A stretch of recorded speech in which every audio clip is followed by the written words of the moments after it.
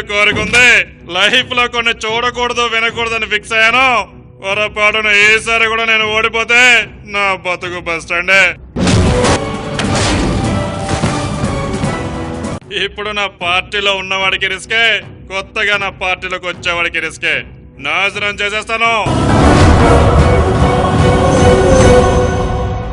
నాన్నగారిని వెన్నుపోటు పొడిచావు, మేమెంత? నేను భయపెడితే భయపడడానికి వారేమన్నా నందమూరి ఫ్యామిలీ అనుకున్నావా? ఓటర్లు ఓటుతో చంపేస్తారు.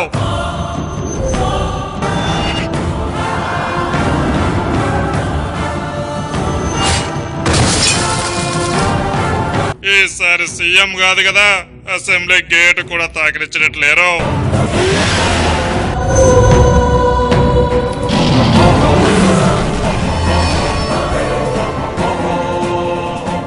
గెలవాలంటే నా పార్టీలో కాదు, వేరే పార్టీలోకి పండి.